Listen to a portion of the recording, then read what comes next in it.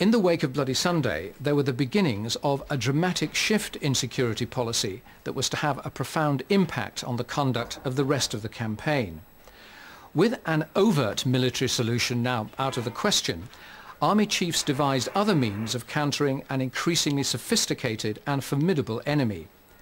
Plans were laid for a range of covert undercover operations that were to play such a critical role in the years ahead. In the shadows, the secret war began. The Army knew from its vast experience in colonial fields that intelligence was the key. The first weapon in the secret war was a dozen IRA men who'd been persuaded to change sides. Once recruited, they toured IRA strongholds, fingering their comrades from the security of a military vehicle. They became the eyes and ears of a new covert army unit, the Military Reconnaissance Force. To Republicans, the MRF, following a series of controversial shootings, was a secret unit with a license to kill.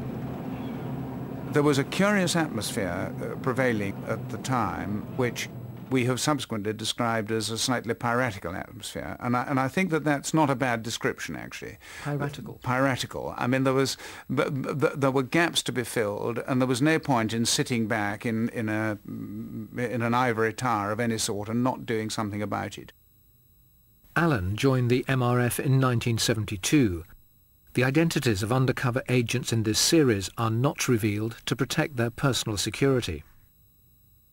What did you understand you were being recruited for and to do? I understood that the organisation was a plain-clothed military unit which took a rather more robust view of counter-terrorist operations. What would that rather more robust view entail? Actively seeking out the enemy to do something that was positive, to sort the terrorists out once and for all. The most novel application of these early piratical ventures was a special laundry service run by the Army. The van that became a familiar sight in Republican areas was used to spy on the enemy. The enterprise was known as the Foursquare Laundry. How did the laundry operate? Well, they operated from a van and collected laundry from certain estates, advertised their wares, as it were, and collected laundry, which was then, I presume, checked over for explosives and forensically, and then cleaned and returned. The Foursquare Laundry was one means of going in to get information about who was doing what in areas without them knowing we were observing it. The laundry's cover was finally blown when the IRA interrogated one of its members it suspected of working for the Brits.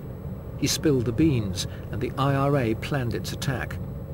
It was carried out by gunmen from the unit commanded by Brendan Hughes, known as Darky. How was the Foursquare Laundry attacked?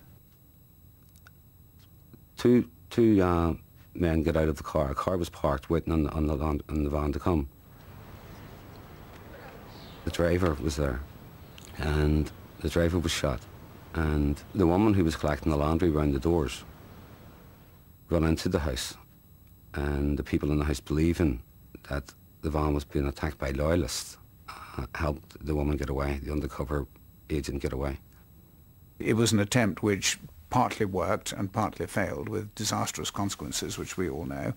But I suspect in the way of these things, it's rather like sort of, you know, the first parachute. Somebody's got to have the notion of a parachute, jump out of an aeroplane and be killed before somebody says, well, I think we've got to design a better parachute. To me, it was a very, very amateurish and very badly run military operation. That incident presaged a change in the way the MRF took part. I think the Army authorities were not very happy about that at all, and things changed after that. By 1973, the army had set up a new secret unit designed to cause the IRA maximum damage with minimum risk. It became known as 14 Intelligence Company, or the Det. Its operators blended into the landscape in Republican areas, breathing the same air as the enemy. It was up close and personal. They really did have to have nerves of steel. I mean, as an Englishman or a Scotsman, where your accent would give you away instantly on the streets, so to go in and actually buy packets of cigarettes over the counter in a known Republican shop so that you can see who is in there and eyeball them takes a lot of doing, and there were a lot of people who did that sort of thing. Very brave.